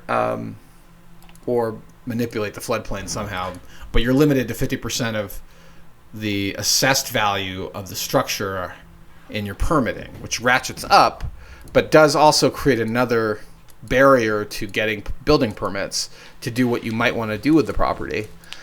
I think it's really cute as a house by itself. Although look next door, you could see, well, maybe I can't quite see it. Can't quite see it in the photo. But there's going to be a lot of students down here, for sure. Boulder's saying the 500-year flood, but we know that's not 100% guaranteed to. Are you looking at? Oh, you're looking at the Boulder flood. Yeah, well, that's going to be better than the one that's on the MLS itself. So if it's in the 500, that's a little better. Yeah, but huge discount from what the seller thought it might sell for in the beginning of the year to what it eventually did sell for. And I bet a lot of that is due to you'd get interested buyers, and then they'd look and see that it is pre-war. It does need some work. It is a little tired. Yeah. Well, you brought up a question you wanted to ask. Yeah, and it makes sense now that I'm seeing that it's a multifamily. But when you go ahead and list, I didn't know that you could list as a income property. And I was also curious if there's kind of like a rubric or what falls into that. Because I'd never seen like a cap rate on a listing before when I go through the MLS, and this one had that. Yeah, I mean, it's unusual because, well, it's not unusual to put a duplex, or in this case, two distinct houses that are part of one property on the MLS and then listed it as an income property. It's not really big enough as a commercial property to put on with a commercial broker who, like the typical commercial properties would not show up. Be a lot more units to it, right? Although sometimes you do see commercial properties also on the residential MLS instead of, say, LoopNet, which is the commercial MLS. But so is it the right move? If I'm the listing agent and they reached out to me and said, Osman, I want to sell my commercial building, and I look at the building and I'm like, well, this is really a commercial building, not a house or two houses on a lot. I'm going to partner with an agent I know in town that kills commercial. It's very clubby, and that's the MLS it should be primarily listed on. It could be listed on the primarily residential MLS called IRES as well, but it's more likely to get in front of the right buyers on the commercial MLS. And you've got an agent that plays in that world, that clubby backroom world of commercial real estate, partnering with you. And then if you're putting it on the residential MLS and you're signaling it's an income property, it's done right. The listing agent chose income property and then chose the secondary status as residential. Right? So unless you uncheck the secondary status checkbox. So if you look at listing type on the MLS, you could choose residential, detached, attached, income property, vacant land, farm and ranch, as well as commercial, but again, commercial is rare. But the default checkbox is search secondary types. You have to uncheck it. So it likely will show up in front of most kind of residential home buyers. Mm-hmm. This is one of those things where you probably, should you discuss this with your seller? I don't know if it makes sense to do it because it's so nuanced. And if your seller said, no, I want to list it as a house, you know that it's probably a mistake to list it as a house without checking the income property. And it's probably a mistake to listed as an income property without choosing secondary status as a house. So it's done right. Yeah. And all you can do by bringing up a technical field on the MLS and asking your client to opine is for them to choose the wrong one. Like an agent that has been doing this a long time, like this particular agent, knows better than to create a mess, right? Mm-hmm. Like it's only a rookie that's like, okay, I've got 500 fields on the MLS. Let me verify everyone is what they want. You're supposed to know what they want as the experienced agent, not the other way around. Mm-hmm. So, and that's why we do send it to our. So what we do, as you know, Hamish, is we send the listing to our client to approve before we click live, and that's their opportunity to go. Yeah, why is it chosen as an income property? That's the time to ask that, for them to ask that question. But I wouldn't ask them when you're inputting it. Mm. Is that LLC owned in the public records? Was it? I guess. There's no sale history. So I'm wondering. Nope, it was owned by an individual, a couple, Frank and Barbara. Mofi. Wow, they owned it since 1980. That's Oh no. There's no sale history on the whole thing. Yeah, 1982 was the earliest sale of the property that's on the MLS and on the public record. But you can see there's an older public record accessible. It's just not through the MLS. Mm-hmm. So we know it's at least since 1982 this couple has owned this property. What a little cash cow. No kidding. Yeah, great location for this. Alrighty. Okay. Our final sale? Our final sale, 1666 North Street. And this property was listed originally at $1 million even in September. And then it very quickly went under contract. And that buyer did a normal inspection period, which looks like about 14 days. So 10 to 12 days is kind of typical. They couldn't come to terms after the inspection, and the property was withdrawn on September 26th.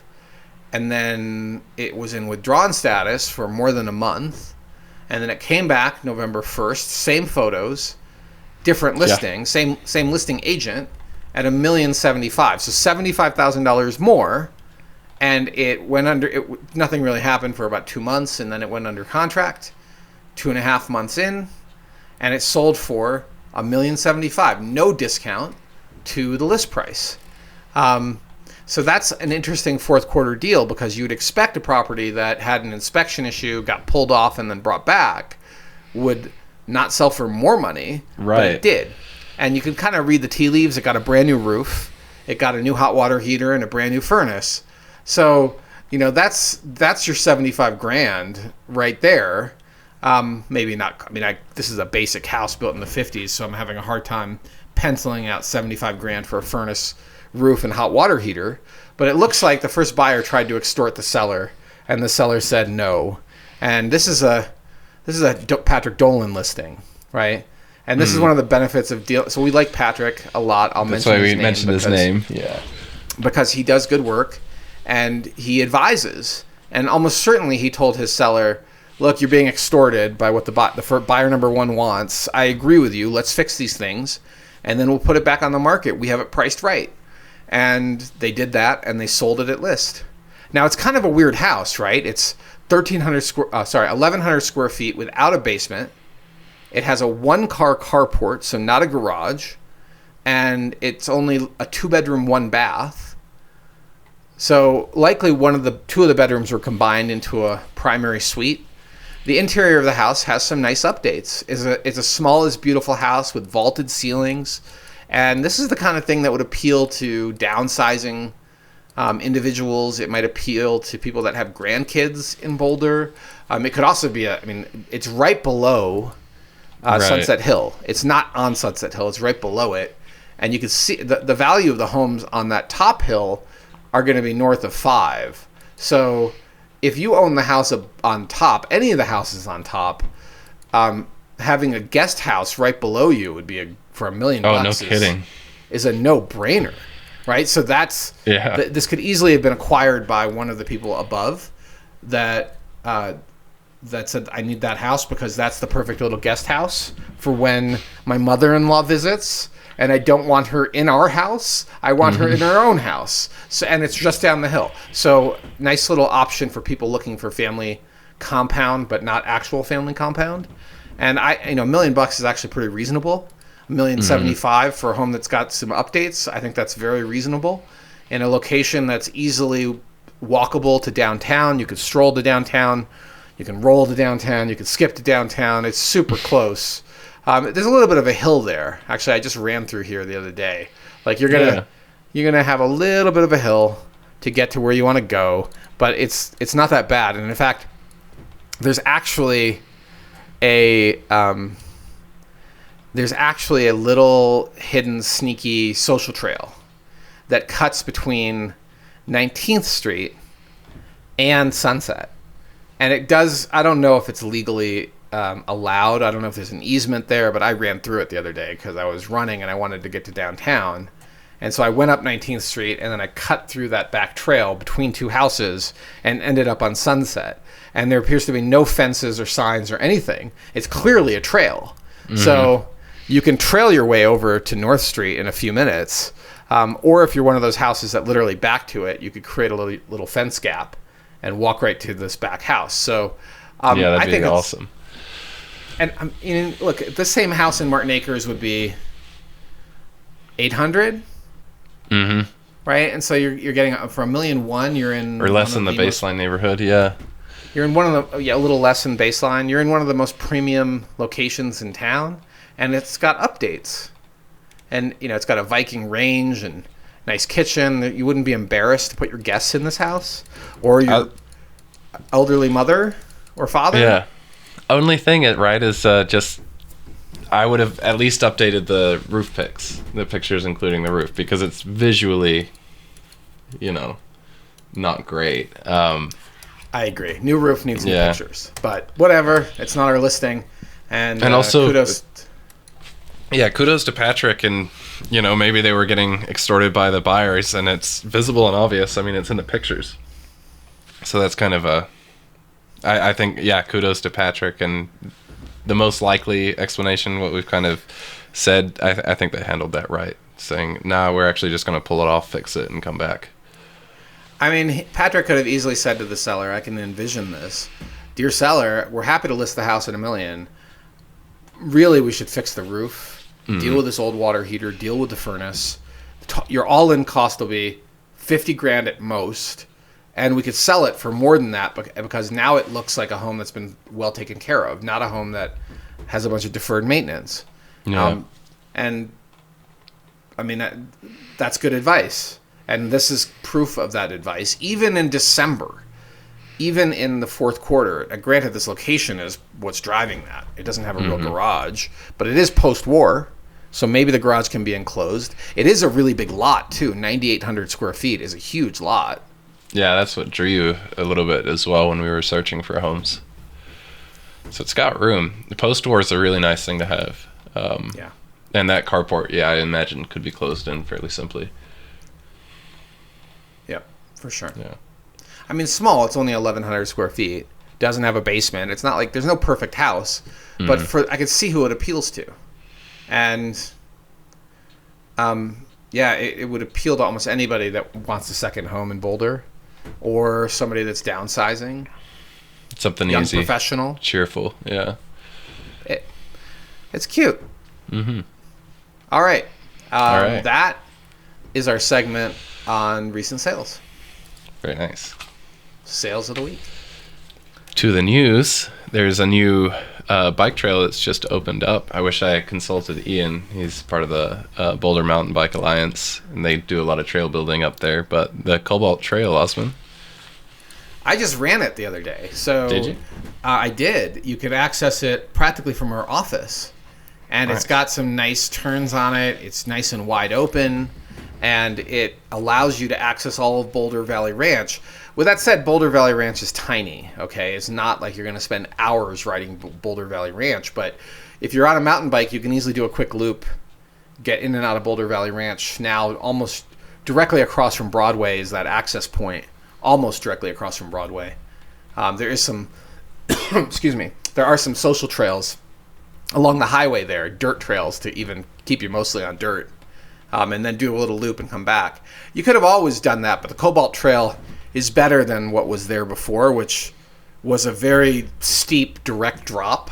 To the point where I have some friends that were comfortable riding it. I never felt comfortable riding something that steep in a straight line. It felt like you were just going to launch yourself off the mesa.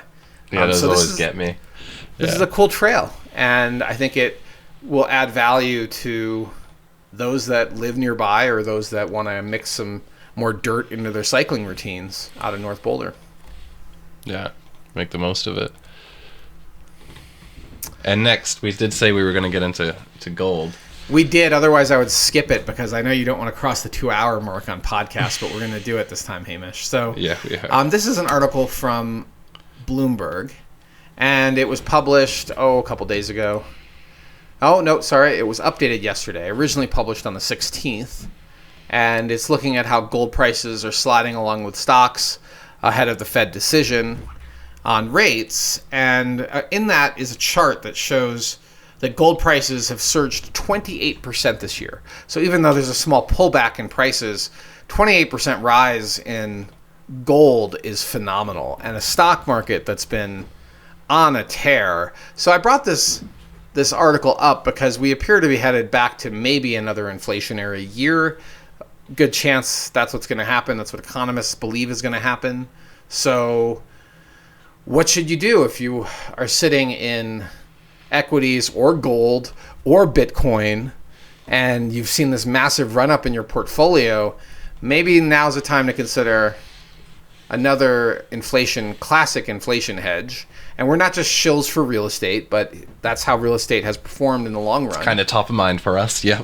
Right? It is something we do a lot of. And it would not surprise me if other people reach that conclusion in the first quarter of next year, that there was a lot of inventory in the fourth quarter, a bunch of expired and withdrawn listings. Maybe we should go look at those and get some cash out of gold, get some cash out of the stock market before it falls off a cliff, because a 28% rise is no joke. That's a huge increase year over year. Yeah, that's massive. Yeah, I mean, hard to approach these subjects without sounding too much like a shill, but I don't know. There's something to be said for tangible assets, and I really enjoy houses because you can make those improvements and you can kind of live in where you've parked your money at the same time, or have your money kind of make money for you at the same time. I'm being treated pretty well in the market lately as well, so I'm hanging out there too. But yeah, same. I'm not saying you should move all of your money out, but you can live in a house, and it is not. So when people sometimes say, I don't know if I want to spend whatever the dollar amount is, I kind of pause and you're not really spending it. You're moving money from one asset class to another, particularly for those that have that kind of capital available. If you are taking out a mortgage, you have a different set of considerations. Your 6.5%, 7.5% rate, that is your cost of capital, versus if you kept your down payment in the stock market or in gold, it's probably going to go up next year, but we don't know for Not sure. Investment advice. Yep. Yeah, right, thank you. This is not investment advice, right? So, but it's something, my point is that it's something to think about. And now could be a good time. Next spring could be a good time to consider getting more of your assets out of volatility, essentially. Stock market less so than gold. I mean, gold is another inflation hedge. But you can't live in a gold bar. Yeah, my grandpa's been singing the gold tune since I've known him. I mean, I think he's from the generation that was big on gold, and I don't think they really ever stopped. There's, some valid points to that too. Yeah. Not a huge commodities guy myself, but what are you gonna do? I mean, I'm really into pork bellies, but Leah doesn't like them hanging in the shed. Pork bellies? That's a joke. It's another commodity. It's an I didn't know that. It could also be orange futures or whatever. It's a joke. Yeah. Chocolate. All right, coffee. let's move on to our last segment, our carve-outs. Awesome. So if you joined us this far in the pod, thank you so much for listening. This last segment is when we just banter about other things that are top of mind, things that are affecting our lives, our communities, and it may or may not be related at all to real estate, and it is here just for your entertainment purposes and for ours too. We enjoy talking about our carve-outs. Yeah, so my first one is I've had this home for about a year now and have kind of honestly been pretty anti-pets for most of my adult life, just because they're an additional responsibility and an additional expense. But now I consider myself a little bit more stable and kind of more set up. So I've been playing around the idea with getting a cat, and my aunt is very sweet and would take in all of the stray cats in the world if she could. But she'd been keeping her eye on this cat that's been in her neighborhood for a couple of weeks, and I said probably like 3 weeks ago, she reaches out and she goes, "I finally caught him. He was cornered by some stray cats. Do you want to come meet him and make sure he's, see if you still want this cat? Otherwise I'll take him to an adoption place or a shelter." It's like, "Yeah, sure, I'll shoot over." And yep, I've got a cat now. I took him to the vet. He's a domestic medium hair is what the vet called him, because he might as well be anything. He looks and is sized like a Maine Coon. Really, really gorgeous cat. Great color pattern. Super fluffy, super soft. And as far as a stray goes, like, we really lucked out. He doesn't jump up on counters. He doesn't scratch anything. He uses the litter box. He doesn't moan for food. We can just, keep the bowl filled up and he'll eat at his own rate. He's at a healthy weight. Just like an incredible cat. And unusually, too, he likes his paws getting pet. Which is really funny. Like, you can go in and kind of like spread out his little fingers and kind of like, massage his paws, and he loves it. He's a pet anywhere cat. It's really cool. Yeah, that's really hit sweet. The lottery. You gonna share the name of this cat, Hamish? Yeah, well, he is a stray, and I think the name is going to be subject to change next year when I can look after him. But his name is currently Mr. Balls. And there's a good reason for that, and I think he wears that name fairly proudly. But yeah, we'll probably call him something generic like Batman or whatnot when he goes under the knife. Yeah. Come on, you can't take away that name. That's it's such a good hilarious name, but name. He doesn't earn it, like it's gone now if he loses his namesake. So we'll see. Okay, but yeah, he's such a cool cat. Like, just really fantastic. There's a tradition of calling people the opposite of what they are.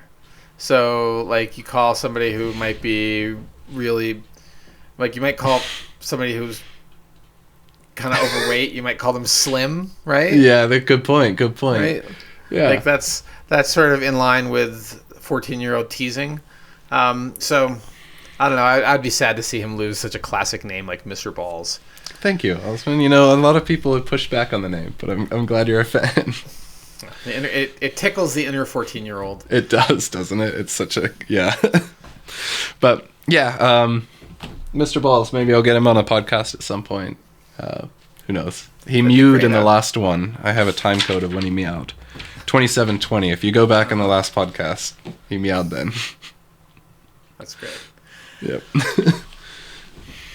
All right, well, I have my carve-out as well, and this is the time of year that I hear Christmas caroling. And so last weekend we attended the Historic Boulder's Homes for the Holiday, which is a fundraiser for Historic Boulder, and there was a group Christmas caroling during the event, and it just reminds me of my childhood. So where I grew up in upstate New York, the elementary school I went to had a choir, a chorus.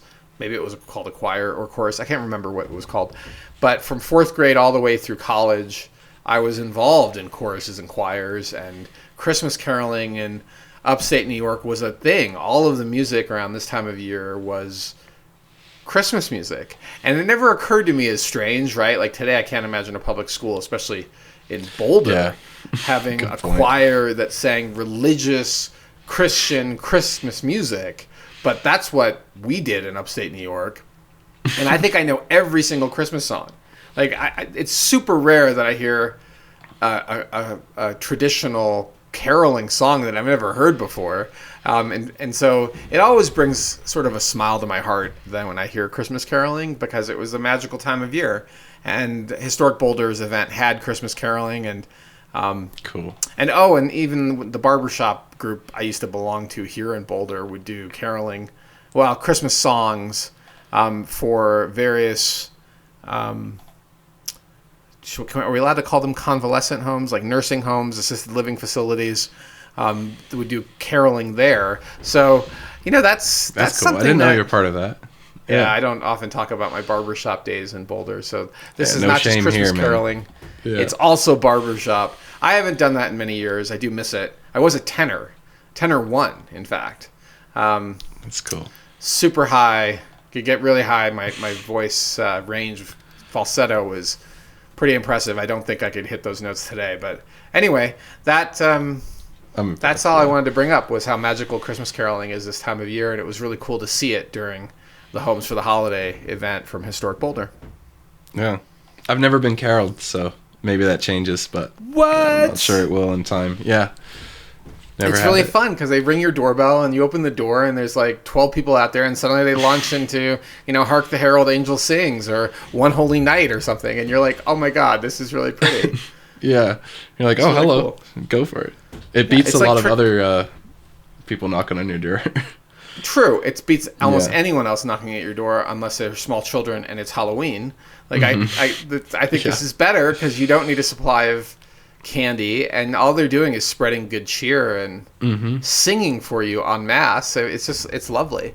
If you ever have a chance to go Christmas caroling, I strongly recommend it. Oh, I will take voice lessons before then. I'm like tone deaf and I have not the best voice control, so I got to get that figured out first. But well, I mean, Christmas caroling, there's a lot of leeway in terms of. It's true. A lot of people will cover quality. For you. Yeah. You don't need to audition for Ars Nova here in Boulder to qualify for Christmas caroling in your neighborhood. You can just do traditional like goofy Christmas songs like Rudolph the Red-Nosed Reindeer is totally fine. And you can totally be off key. No one cares. Well, shoot. Maybe. Maybe this will be our next House Einstein outing is, hey, everyone, we're Christmas caroling. We'll see how well that flies. That's our new marketing tactic. We're going to carol at your door. Well, this is the last House Einstein podcast for the year, dear listeners. We do want to thank you for bearing with us and listening to this entire podcast. We deeply appreciate your subscriptions, your comments, your interactions with us in real life as well as on social media. And if you'd like to learn more about our brokerage, it's at houseeinstein.com. That's who sponsors the podcast. And if you have feedback, you're certainly welcome to comment anywhere, or you can also reach us directly. You could find our contact information at houseeinstein.com. And if you are commenting about the fact you're upset with how I positioned your brokerage, well, I don't know. I'm sorry. We tried. I mean, I think we caveated that a lot and, especially distinguished that it's not the brokerage, it's the agent. But I get it, Yeah. Well, this is the time of year people switch brokerages, so keep an eye out for all those switcheroos. Yeah. And ask yourself, why are they going to that brokerage? What's the brand position? What's the incentive? Yeah. What's the incentive? Yeah. All right, everyone. Have a great one. Happy holidays.